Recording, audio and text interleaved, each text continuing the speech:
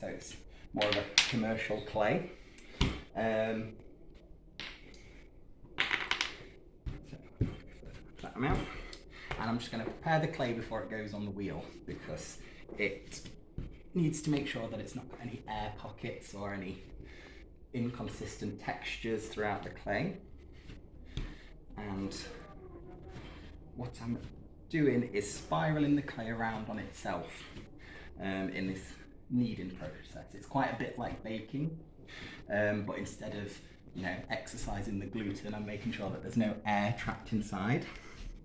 So that's starting to spiral around, and that's called a ram's head wedge because it's supposed to take the shape of a ram if you squint. And once this is feeling like it's ready to go, I will knock it into a nice shape ready to throw with on the wheel. And sir, can we ask questions? Yes, of course, yeah. This raw material, Yes. has this already gone through some processing, or is it as it comes out of the clay pit or whatever you call it?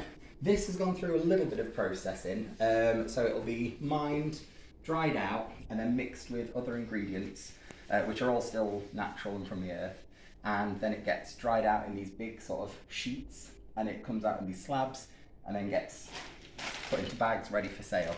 But you can dig it straight from the ground and put it on the wheel or mould it into something, but there's a little more risk involved with that from a consistency standpoint, from a commercial clay as opposed to a raw clay from the ground. So if you'd like to gather around, if any of you need a stool, feel free to grab one. You're welcome. Right. Can I get a video? Yeah, go. Right. That part there is where the throwing comes from. When people refer to throwing on the wheel, you throw the clay down, that's what gives it a nice suction. And sir, can you tell us what is in your mind? What would you like to get out of this now? well, I like to throw quite fluid shapes, let the material sort of inform me what shape it's going to be. Okay. Purely because when you're on the wheel's doing a lot of the work for you, and your hands are purely the tools to sort of give it shape and sort of get it to go to how you want it to be. So we start off by bringing that nice and central on the wheel, and then I'm starting to cone it up and down. And this motion is mixing that clay a little bit more. So as I'm bringing that tower up, all the clay particles are starting to line up. They're little hexagons, and they sort of line up together and start to behave themselves nicely as a material. And this is an extension of what I've just been doing on the table. So it's mixing all that clay nicely together, and it's starting to get used to the motion of the wheel and going around, because clay has a memory. So when you've thrown something on the wheel, if you take it off and you accidentally dent it, say, you can push it back into shape, and as it dries it will eventually return to that shape, because it almost remembers the form it was put into. And then now that's running nice and true in the middle of the wheel, I'm going to go in and make a hole in the centre, and then bring that a little bit further out.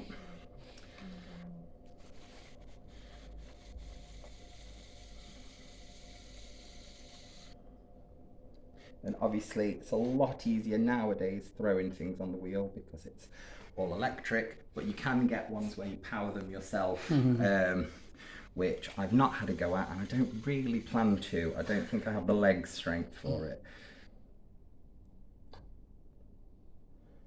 So now I'll just slow the wheel down a little bit and start giving it some height.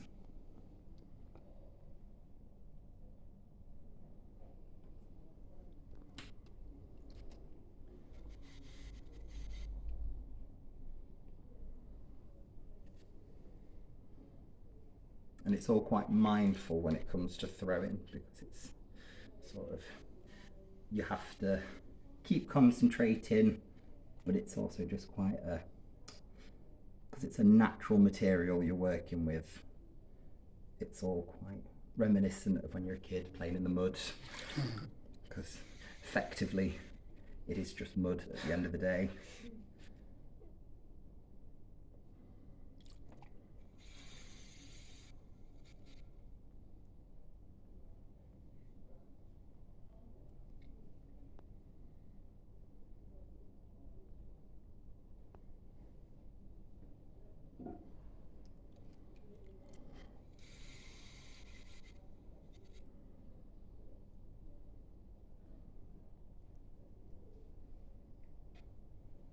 And most things on the wheel start life as a cylinder.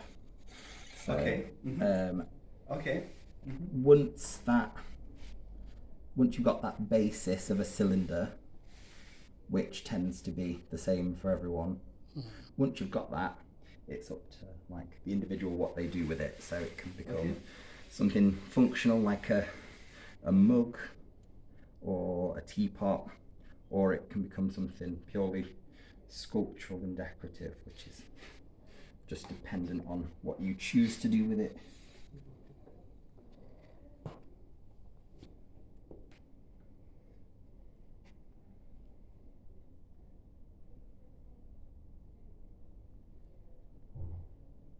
Are you able to make a hexagon mug?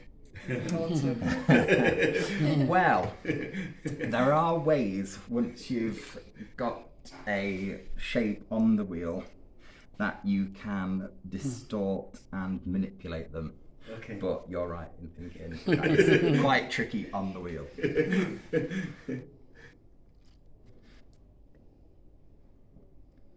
Just get a little bit more height and then I can give it a bit of shape.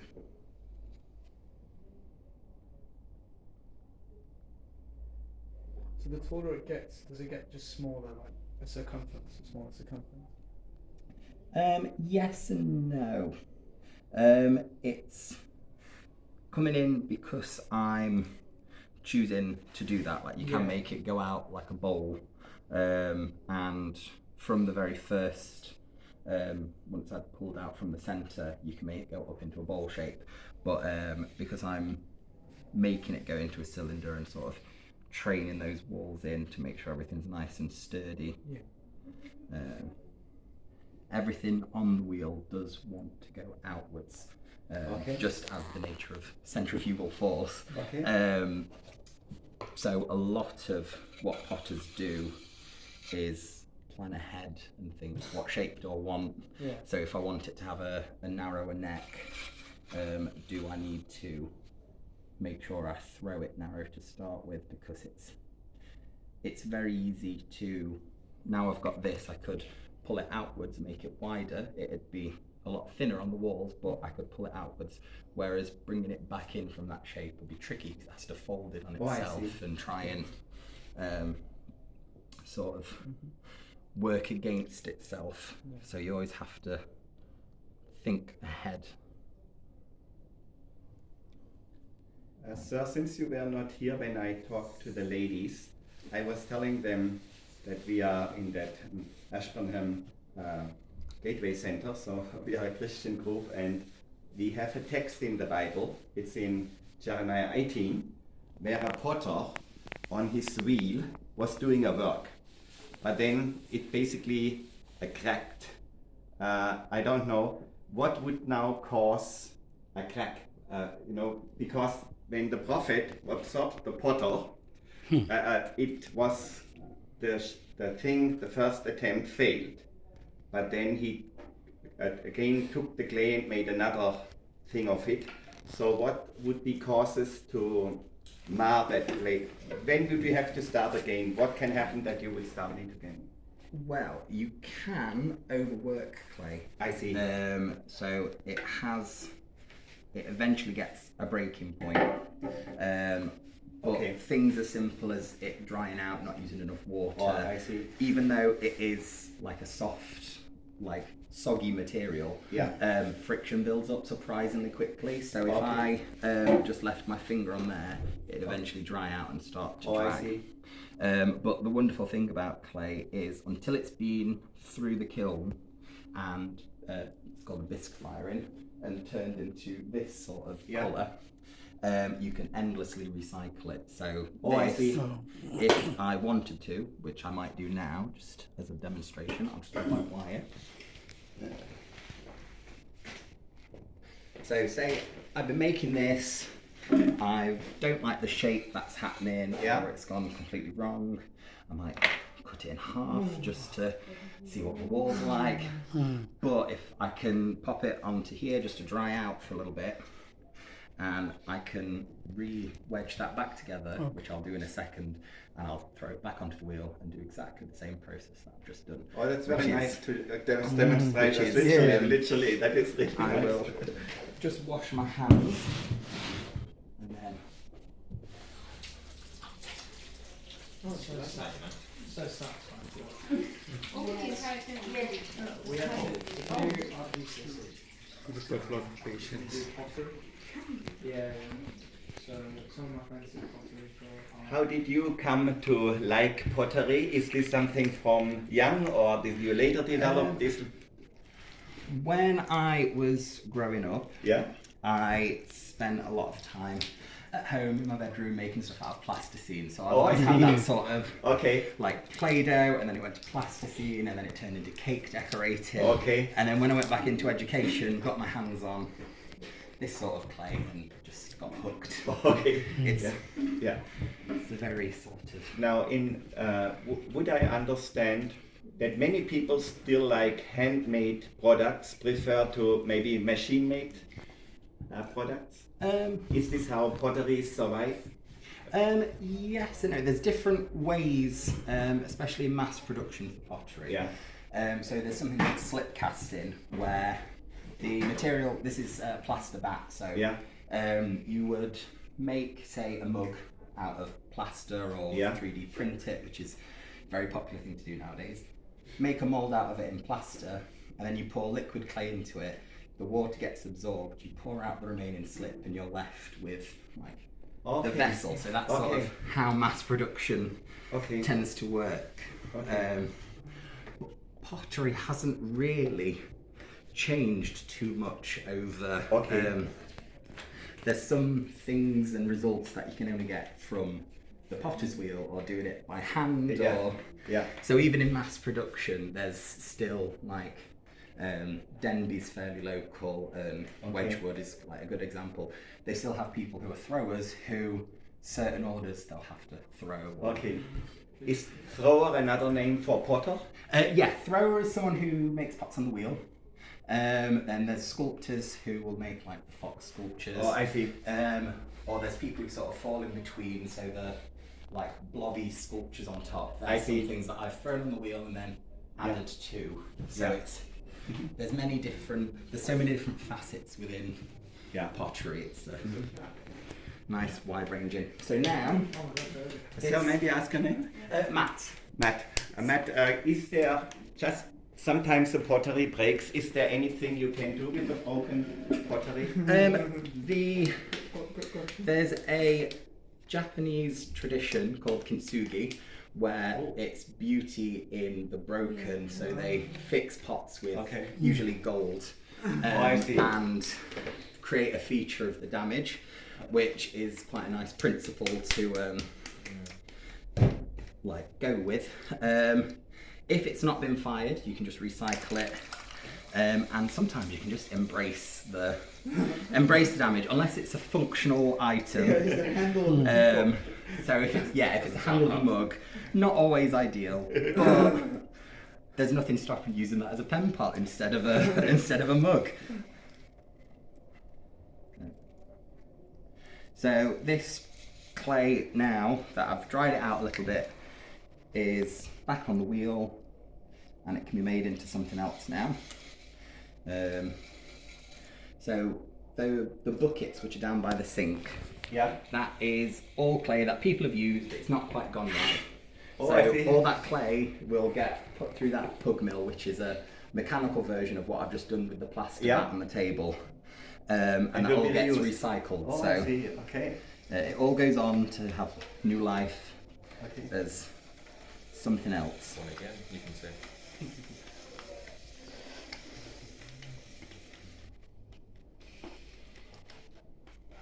Do you vary the speed or do you work always at the same speed? The first few steps are done at top speed, Yeah. purely because it makes life a little bit easier for you, because Okay. you're almost using the wheel to your advantage. So Yeah.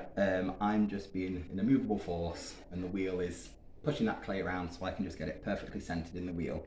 And then when it comes to the slightly more delicate steps of bringing the walls up, I can go for a slightly more steady pace.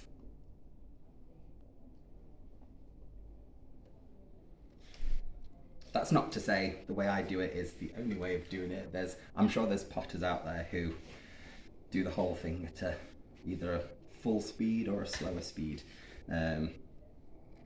It's one of those disciplines where it depends who taught you. Okay. Yes. And what works for you, because when I teach throwing, there's certain steps where I'm like, traditionally it's done this way, but I do this because it's more Okay. comfy for my hands. Okay. So what works for one person might Yeah. not work for everyone. May I ask you if like a potter has worked 30, 40 years and every day used his hands, do you kind of get a change on your hands? Does it impact your hands for so many years, kind of? I think after a while it probably would do. Uh-huh. I know with things like the wedging I was doing on the table where I was kneading Yeah. the clay, that is sort of, you find an optimal way so it's less impact Oh, on your I see. body. So I you probably, there'll be small changes where you'll subconsciously hold your hands in a certain way without realising after that long of being a potter, but there's also things you do to impact how, like, a strain on your body, because it's quite a physical task. It doesn't seem like it, but your whole body gets involved. Yeah. Um, And of course your brain, isn't it? yes. Although saying that, sometimes it's quite nice that you can just switch off when Okay. you're doing pottery, but that takes a little while of getting used to it.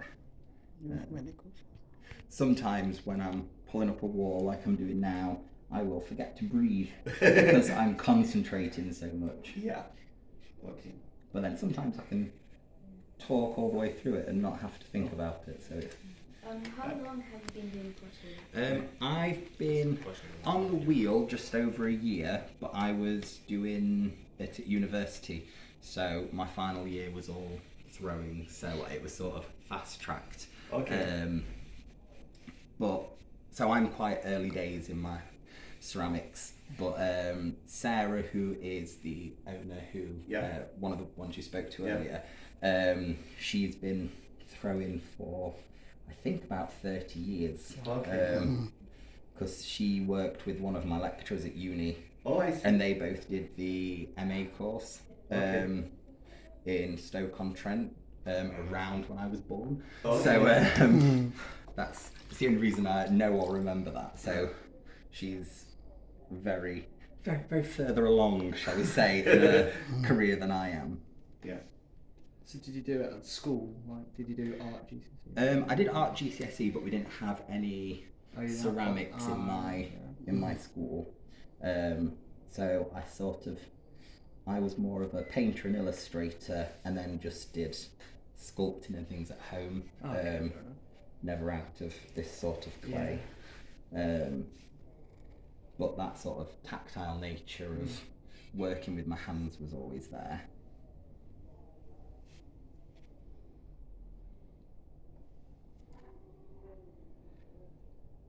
Suppose you have a customer who says, I would like half a dozen, let me say of mugs. Do you then actually weigh the clay that you get maybe the mugs to look very, very much alike? Yes, a lot of the time, even if you're making something just as an experiment, it's good to know how much of a clay weight you've used, just in case you do want to reproduce it one day, because it's also quite nice from the perspective of sort of improving a skill, because it's very much I'm a firm believer that anyone can learn anything if you put enough practice into it. Some people start off a bit further ahead, but as long as you put in the practice, you can sort of get there. So if you know, like, oh, I've done this with 500 grams of clay, oh, I can do it with 800 now, I can do it with a kilo, and so on. Or the more clay, the more difficult. Sometimes, yeah. Sometimes a bit easier depending on, like, I've got quite big hands, so I went straight in with a big lump of clay early doors, and it seemed to help. But not Can we take it in a spiritual way? Why is taking out some extra mud? Some extra. You're removing something, right? Yes. That's purely just from an aesthetic reason. So I can see more what's at the base and how much clay I've got to work with. Or the shape in your mind. Yeah, that's all very. I approach it quite like fluidly. I'm quite happy to just sit with a piece of clay and see what happens. There is thought into it as I'm going, but I do almost like as if I'm sketching, but on a wheel instead of on a piece of paper. Will it be broken on its own sometimes, or Porter has to break it and do it again? That we saw, isn't it? So, He demonstrated already. Or do you mean something different? what is it? The first Yeah, mat, or the first one he demolished, isn't it? yeah. Why it is like that? Porter has to do that, or anything which is Okay. not required in that mud. Okay. For that only has to. But one or two things I remember what Matt said. You know, when it dries out, Yeah. if it goes, then it cracks. That was one of the reasons you gave. Yes. Sometimes you'll just go too thin on a section. So if I hold my knuckle down, other than it, sometimes it'll collapse and sometimes it'll just tear off. Yeah. So it just depends on.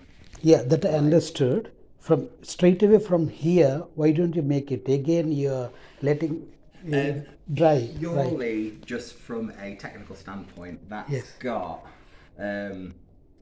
water that side. So if I don't let it dry out a little bit and wedge it back up together, it's not. There'll be loads of water pockets and air pockets. So just from a very practical pottery standpoint, it's the same with if I crushed this now, dried it out again, I'd probably have to dry it out a little bit longer because I'd already introduced some water to it and so on. So the more water you introduce, the less stability it is. Yes, correct.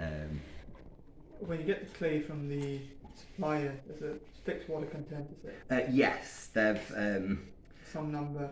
yeah, they basically have set recipes for different clay bodies, and then they'll add. They've got not necessarily this one, but one of the suppliers in Stoke-on-Trent. They've got the old chocolate mixing machines from Cadbury's in Birmingham. When they changed the factory, they brought those machines because, as good as they are for mixing chocolate, they're also great for mixing clay. Wow. So they're just their old Cadbury machines that they use. Mix it together and then, like I say, put it into those sheets, and then it gets a big version of that machine to bring it out. Yes, slightly less tasty. I'll just wind this up.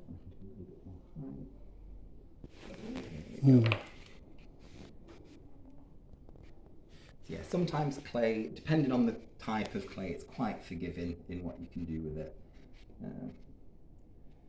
So very fine clays like porcelain or bone china, they tend to be quite temperamental. But what's the difference? And what is this material that's not this china? is stoneware clay. So a lot of the time it's dependent on the ingredients and the temperature it can fire to.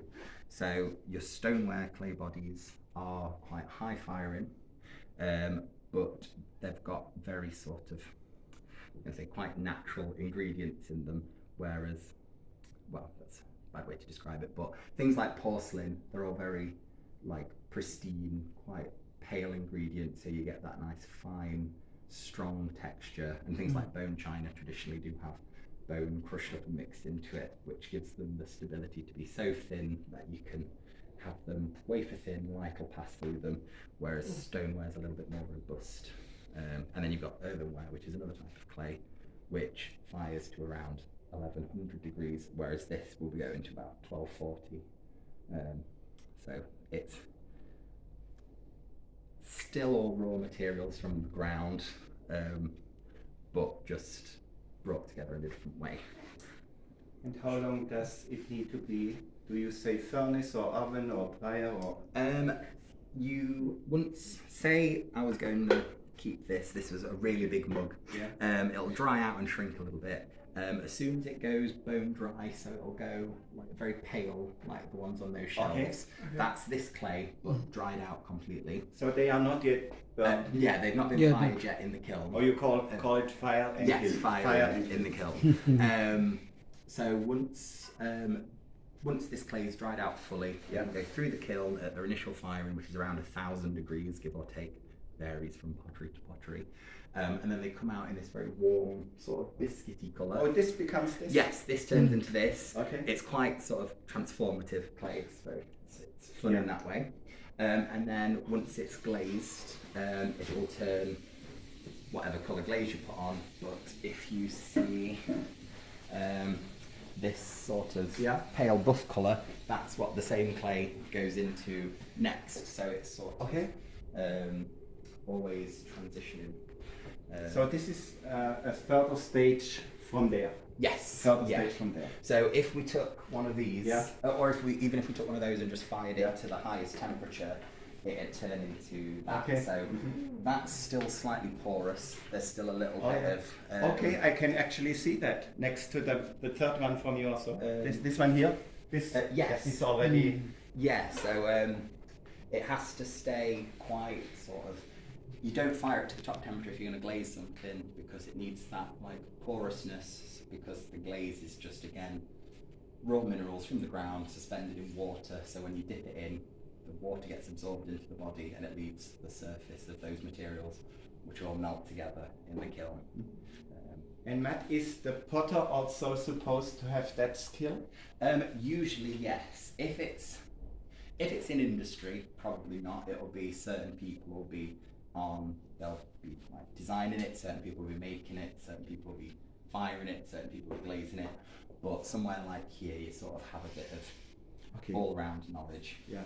So you don't call this painting, you call it glazing. Glazing, yes. So you can paint the glaze on, but yeah, it's because paint wouldn't be like permanent effectively. Like this is a mixture of silica, which is sand effectively, but not. So the same stuff that's glass is made of. So glaze is effectively glass. I think word origin, there is a link there somewhere. Not a linguist. And it'll be, you can make a glaze out of something as simple as silica and a flux to make it melt. So they go together into the kiln, high temperature, and it forms glass around the surface. And then once you add in different elements, so like copper and cobalt, that gives colour, or it will give a reaction. So things like, I don't have an example here, but silicon carbide will make it all bubble, which is the stuff that's normally on sandpaper, like very fine sandpaper. So there's sort of a whole world of other things, like and variables. But usually, I say usually, it doesn't always happen, but from this stage, you always want to be thinking about what you want to get at the end. Okay. So if I know I want to use a certain glaze that I know is really runny, I will know back at this stage that I want to add in a little bit to catch the glaze to stop it running so much, or so on and so forth. So it's a lot of every step you think about the next step. Okay. And do you then have to get it twice through the kiln? First for that to be burnt or to be baked, and then next again through the kiln for that? Yes, usually you can, once it's dried out, do what's called raw glazing, where you just dip it straight into the glaze in that state, but it's quite high risk because these pots, because they will return to clay like this, even if they're bone dry, you can put them in water and they'll all just melt down still back into clay like this. So if you're introducing glaze to that, there's a chance that it'll break in that time. So usually for better results, you do a biscuit firing and a glaze firing. There's a lot of chemistry involved. A lot of chemistry involved. You can just buy like shop brought glazes and things, so it does limit the science part. But if you're a bit of a nerd like I am, that's the fun bit. Thank you. Well, does anyone of you want to ask Matt a question? Yeah, you know, in like art, right? Because I did art and I saw people when kneading, well, not kneading, they kind of like roll it out. Why do they roll it out instead of actually kneading it out, or is that a different process? Yeah, normally that's a different process. So there's throwing, which I've just shown you here, sculpting. There's also slab building and hand building. So you tend to roll slabs of clay out for slab building, as the name would suggest, and you can cut out your shapes and sort of stick it together in the same process. Or there's hand building, where you'll make like a pinch pot, where you get a ball of clay, pinch round to make it into a very rudimentary pot, and then you can add coils of clay, which are just sausages of clay, and stick it all together. So you can do a mixture of all of those on one thing if you want to. It just depends what you're into, what you want to make, because there's so many different things. Like, it is like one of those endless sort of. Any other question? Thank you. Yeah. Matt, Thank I don't know, they said you need to go, is that right? Yes, I'm off to Derby to do a hand building session with people. So Okay. Thank you there's so some much. leaflets, and there's like a free arts magazine there if you want to take any things with you. Yeah. And Jack will Yeah. sort out print with you on the way out. Yeah. I will get clean. Thank you. Thank Thank you you, so Matt. much. Thank you. Thank you. I don't know, would you be interested to read our little magazine? Or not? Okay, sure. As I said, we are in that Gateway Center, we are a Christian group, right? I leave it here. Yes, can thank pick it you. up after. I was like- Okay. Thank you. Thank you, sir.